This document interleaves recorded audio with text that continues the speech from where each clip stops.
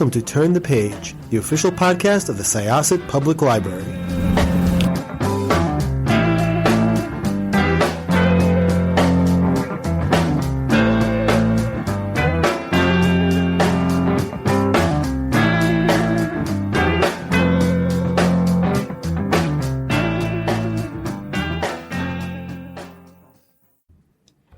Hello, this is Jessica, and I'm here with Barney. And we are sitting with James Coll. And we are going to turn the page on Turn the Page podcast. Welcome to our podcast, James. Well, thank you very much. I'm really happy to be here today. So we have had you here several times. Would you like to talk a little bit about your area of expertise and what brings you to the library circuit first? So first of all, I really enjoy coming here to the Syosset Library. We do a monthly kind of lecture discussion series where I come in with a constitutional topic and then open it up for questions and commentary afterwards. And one of the best things is just the breadth of knowledge and curiosity of the people that come here to the programs. And it's really, inspires me to kind of keep my game up and try and keep on top of their questions. But I always find that even when I leave and I'm supposed to be the person leading the discussion, I tend to learn something from their commentary and their questions too. Well, it's great to have you here, and we find that also. I work in reference here, and the scope of the questions that we get from our patrons is really remarkable. I think today we were planning, this podcast is probably going to be airing President's Week, right, Jessica? Yes, we're planning this for a President's Week. And we thought it would be interesting to discuss the presidential line of succession and how things have changed over the course of history. Now, just first getting into it now, so Lincoln was the 16th president. He was the first president to be assassinated. Right, yeah, Lincoln is the first to be assassinated, but there's a bit of a story before Lincoln. 25 years before Lincoln's assassinated, about 24 years, you have the first death in office, and that's William Henry Harrison. Right, I was reading, so Lincoln was, I guess, the first, one that people really think about, but he wasn't the first president to die in office. It's funny, actually, and not funny, but it's something that it's not a topic that we think of that often. No. But when I started thinking about it, I didn't realize that if you do the math, it's roughly 20% of our presidents have not finished their terms in office, whether by death or resignation in the case of Nixon. Right. So it's a subject that we should be I'm not sure if aware your of. research came up with this too. This is a kind of an interesting tidbit that people can use on President's Day. For a while, there was something called the zero curse. So you have William Henry Harrison, who was elected in 1840, and he doesn't survive the office. You have Lincoln, who's elected in 1860. He doesn't survive the office. You have Garfield, who's elected in 1880. He doesn't survive the office. 1900, McKinley, same thing. 1920, Harding. 1940, FDR. 1960, JFK. So all of these presidents for 120 years, every one of them that were elected on a year with zero did not survive the office. The first to break the quote-unquote zero curse, if you believe in that thing, such a thing, is Ronald Reagan. And we know 2 months after he took the oath, he is shot, and we find out years later it was a very, very serious injury from March of 1981. That's very interesting. I feel like I've definitely heard a little bit whispers about the zero curse. Of course, you hear more about all of the, what is it? Oh, did you know that Lincoln had, what was it, a secretary named the comparisons. Yeah, the comparisons. I've definitely heard more about that than the zero curse, but that is very interesting. Absolutely. But the founding generation, the framers of the Constitution, thought about presidential succession differently than any other office, largely because they knew they were creating an office around a single person. We do not have any type of succession law or order for any other office in the federal government. We don't have that for members of the House or the Senate or members of the Supreme Court, obviously because they serve on bodies that are more than one person. And the institution itself could survive with the people that are left in the wake of that vacancy. But the presidency they knew was different, so they create the presidency, and then obviously next to the president is the vice president. and then they start thinking about the aftermath. And in the original writing of the Constitution, and still law today, it says, well, anybody past the vice president will allow Congress to make laws creating the line of succession. And Congress, over the course of time, in a handful of instances, do pass succession laws beyond the vice presidency. We luckily, fortunately, have never had to go past the vice presidency. Mm-hmm. The succession laws have changed considerably over the years. I think the succession laws have changed to a great extent over the course of the years from when they were first implemented. And again, these are not necessarily constitutional provisions, but these are legislative provisions that have been adopted, correct? Yeah, these are statutes passed by Congress, but as you mentioned, it's the Constitution that's authorizing them to pass those. What does the Constitution itself say about succession? So the line of succession in the Constitution itself is obviously president, then vice president. And then we have to go all the way to 1792, which is, 4 years after the first presidential election. We're already in the second presidential election year. And that's when they first write their first succession law, which says it's president, vice president, obviously Constitution. And then they go to the Senate pro tem. And then they go to the Speaker of the House. And then it stops there as that 1792 law is written. So how come they waited to do it? Was it just not something they were thinking about the succession at the time to really make a formal line?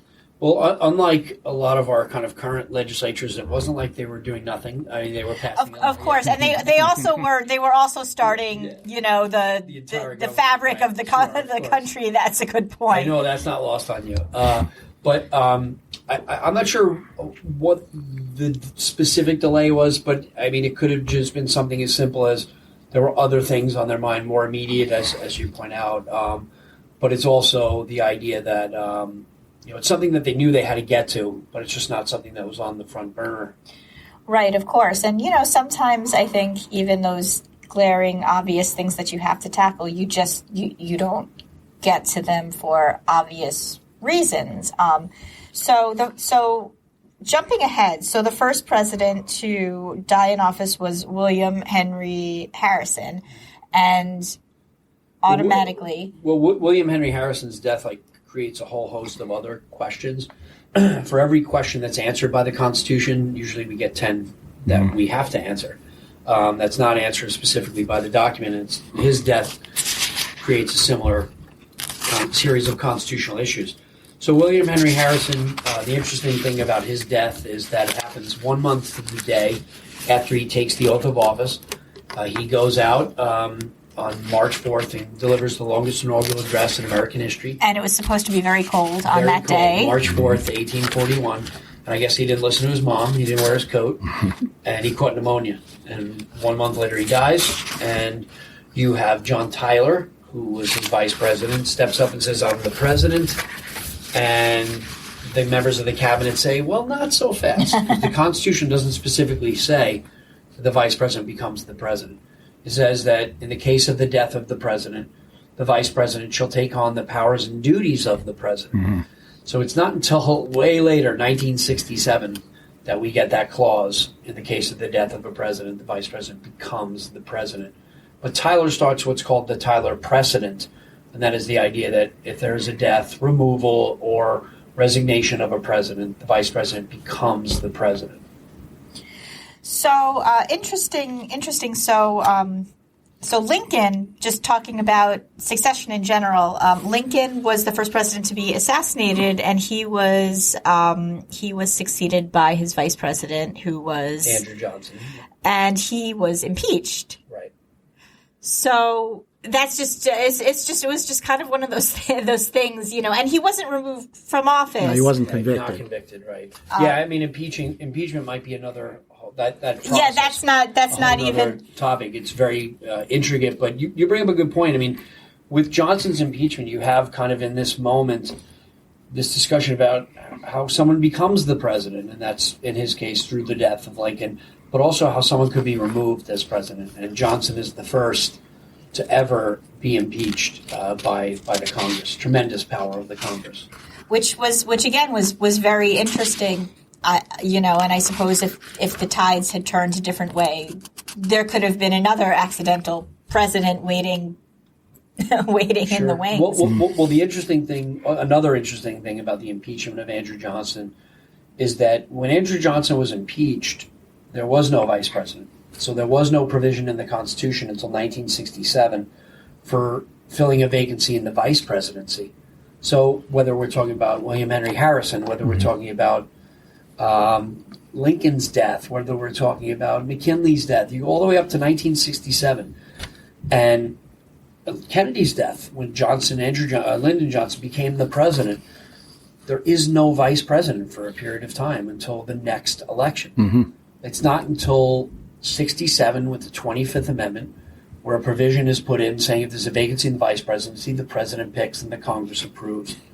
And just 5 years later, we're seeing, 6 years later, you're seeing Peter Agnew resign and the interesting events that lead to that.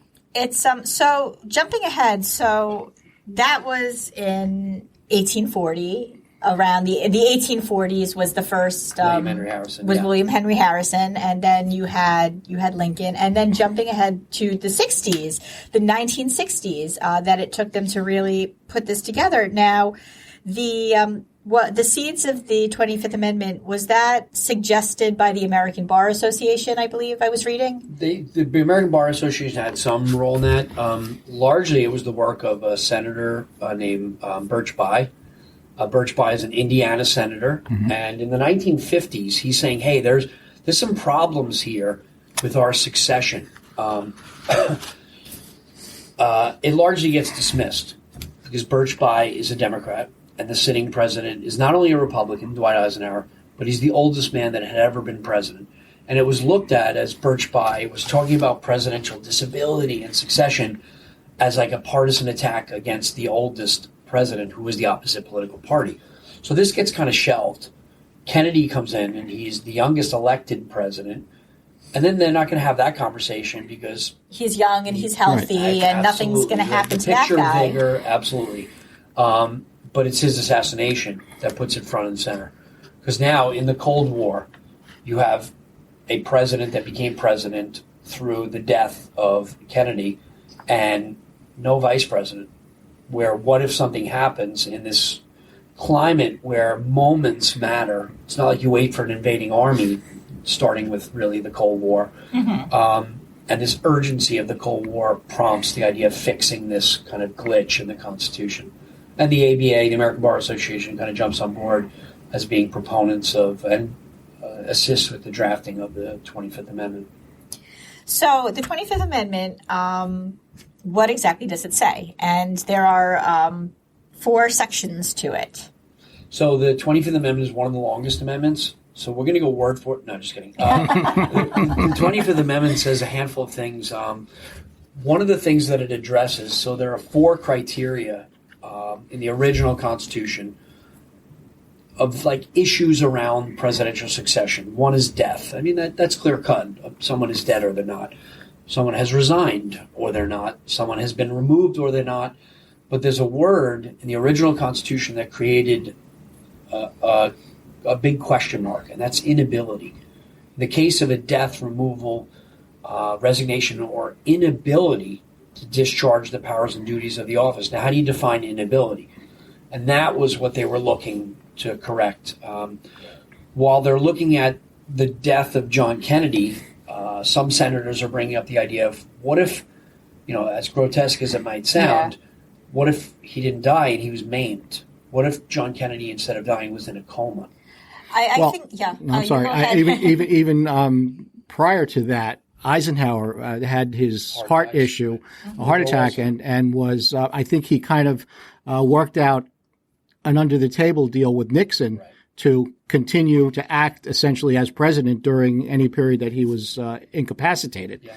And that was certainly not legislatively enacted. Sure. Yep. And FDR, who served the longest, most amount of terms of any president, you hear whispers that towards the end, other people were really running the show. Sure. Woodrow Wilson. Yes, there you go. The most dramatic example and the most salient issue that most people know about is the Woodrow Wilson example, in the waning months of his presidency, he suffers a massive stroke, and now we know essentially his wife. We had our first woman president. Yeah. His wife and an aide are essentially running the country, or at least running the executive branch. One other thing that you look at, if you look at almost all these kind of deaths in office, almost all of them, the outlier is Lyndon Johnson. Almost all of them occur very early in a term, within, in some cases, days. Harry Truman becomes president 82 days into Franklin Roosevelt's fourth term. That means he has almost 4 years with no vice president. Lyndon Johnson's a bit of an outlier. There's a year and 2 months to go, but most of them are very early, and that's a long time to go without that succession stability there. Again, luckily we haven't had to go beyond the first up in the bench, but once you start going past that, you're raising a whole host of other constitutional questions. Because one of the things that the Constitution says, when it gives the power to Congress to pass laws related to the succession, they say that president will be the acting president. So it's like another title. What does it mean to be president versus acting president? Well, we don't know really, because we haven't had to face that. So this helps to correct that by creating a vice presidency, 25th Amendment. It also allows the ability of the president to decide to temporarily give power to the vice president. We've had a number of instances where the president was going in for elective surgery and he signs over temporary power to the vice president, comes out of anesthesia, recovers, and then signs another letter recovering that power. There's also a situation created in the Constitution where they talk about where there is no president signing over power, the kind of JFK that's injured, not dead scenario where they can't sign it over, but they're still alive. And that is, they create a system where the vice president, along with the majority of the cabinet, or a body that is designated by Congress, can kind of seize power from the president in a crisis. Just getting back to it. So with the vice presidential vacancy, what does the Constitution say about that now? With the vice presidential, if there's vacancy. Let's say there's a vice presidential vacancy. So since the 25th Amendment passed in 1967, we've had that twice. We had that when Spiro Agnew resigned in 1973. And then Richard Nixon was able to appoint New York's governor, Gerald Ford, who was the member of the House of Representatives. Then a year later, you had Ford become the president when Nixon resigned. Then he was able to use that same Section 2 clause of the Constitution, of the 25th Amendment, where he would then pick Nelson Rockefeller to be. So interesting thing is, in 1967, you have for the first time a clause added allowing for the vice presidency. Within 6 years, we're using it twice. And in 1972, Richard Nixon and Spiro Agnew got more votes than any other presidential and vice presidential candidates in the history of the country. Within 2 years, both of those positions are occupied by two men that did not get a single vote for either of them. They're both appointed to those positions. So it's kind of an interesting turn of events so quickly after the 25th Amendment is ratified. That's, yeah. Part of them, I got my thought back.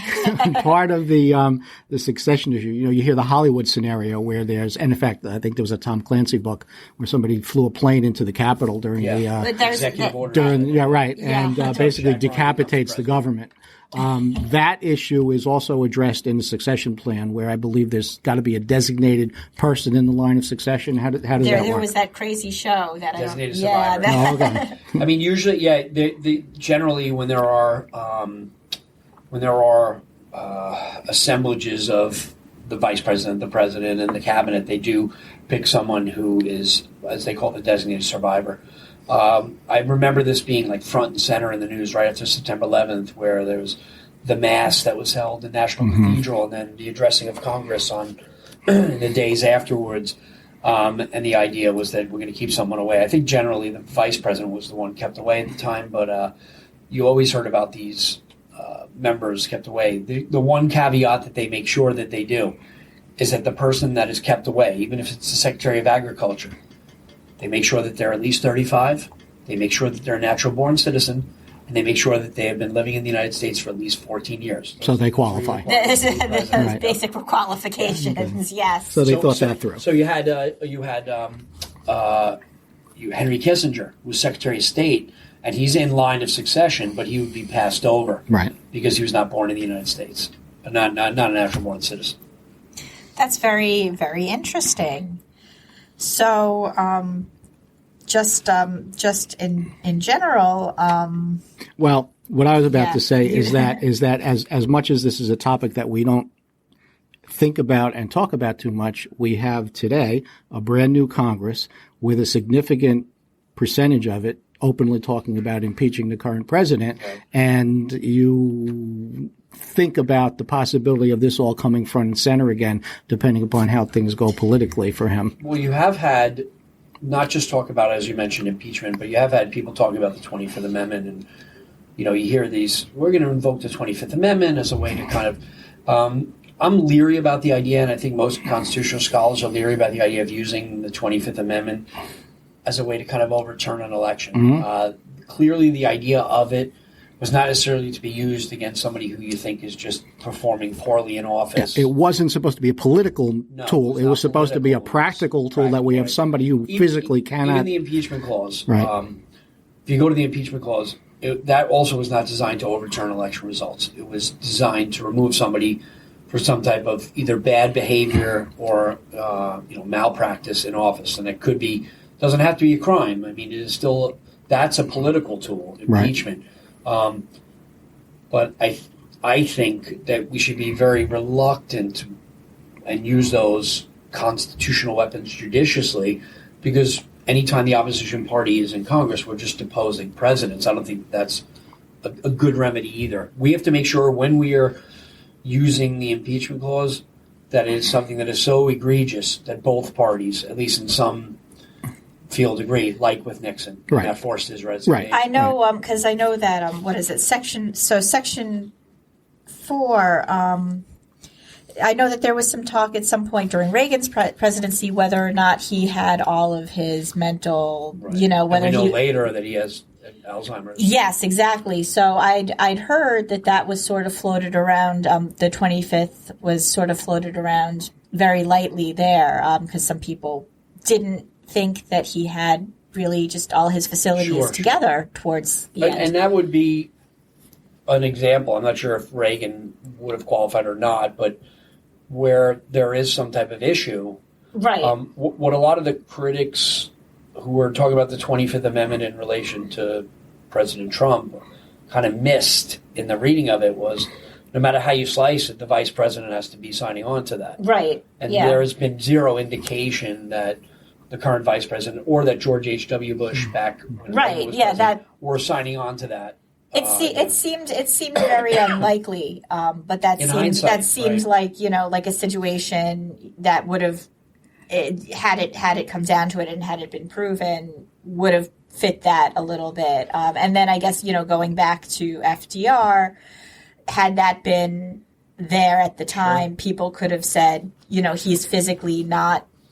His cabinet would have had to agree that he's physically not able to. The cabinet, or if the 25th Amendment was in place. So the cabinet, there is a bit of an out, though. Mm-hmm. The Congress can designate a group of people. So in the case of, let's say, Woodrow Wilson, they could have designated a group of brain specialists to say, is this person suffering from the results of a stroke? Is this Alzheimer's or dementia experts in the case of Reagan, if it had advanced that much while he was president? To kind of give the expert opinion from a group of people that have the ability to do that to the vice president. Maybe the vice president is evaluating this. The real fear, though, if you look at some of the notes back from when the 25th Amendment was being debated in the mid-1960s, part of the fear was, a lot of professors, like constitutional professors, talked about the overzealous vice president, the coup attempt. One professor talked about the opposite, the vice president reluctant to act. Because everyone's expecting the vice president to, at the first opportunity, jump onto the presidency and they'll look overly ambitious. So for fear of looking overly ambitious, what will a vice president do? They'll step back Right. And in the midst of a crisis, you'll have kind of a neutered vice president. So the fear there was that you have this other body pushing the vice president into a position that he or she might be reluctant to take for fear of looking overly ambitious. That's a very interesting point. And, I mean, I suppose that comes up when you look at just other governments, the person waiting in the wings to pounce. And I would imagine that a vice president wouldn't really want to appear to be that person. Well, let's look at what Lyndon Johnson did. I mean, you only had a brief amount of time between when Kennedy was shot and when he was pronounced dead. But Lyndon Johnson wasn't moving armies. He wasn't, sending the Navy across the Pacific in those moments. He was sitting on a folding chair in Parkland Memorial Hospital with a curtain drawn next to his wife. And once it was told to him by one of Kennedy's closest advisors, Ken O'Donnell, that Kennedy had passed, it's only then Johnson starts to act presidential. And a lot of what he initially did were nods to Kennedy. I want to make sure we're waiting for Mrs. Kennedy. Can you make sure that Bobby Kennedy is there? And there's a lot. He had a lot of decorum in his. Publicly. Yes, that's the point. Public decorum in his choices, and that's what the public perceives. Sure. I mean, really, what happens behind the scenes, especially back then when we still had access to media, but not as much. Right. As we do now, those are the images that people remember. Yeah, and contrast that with when Reagan got shot, Al Haig standing in the microphone saying, "I'm in charge." Well, it's interesting you bring that up. Al Haig went to his grave with that as the headline of his obituary, essentially. But if we read it probably is not what he meant. Well, he was asked. The question he was asked by the reporters was, "Who's making decisions here?" Right. And he said, well, I'm in charge. I'm in charge here in the White House. Right. Anything that's important, I'll check with the vice president. That's the order. The president, the vice president, the secretary of state. And a lot of people jumped at him saying, wait a second, you forgot the Presidential Succession Act of 1947, which said it's the president, the vice president, the speaker of the House, the Senate pro tem, then the secretary of state. Yeah. But his question was not about what's the line of succession in death. Right. He said, who's making decisions? And if you look at it, he says, I'm making decisions in the executive branch.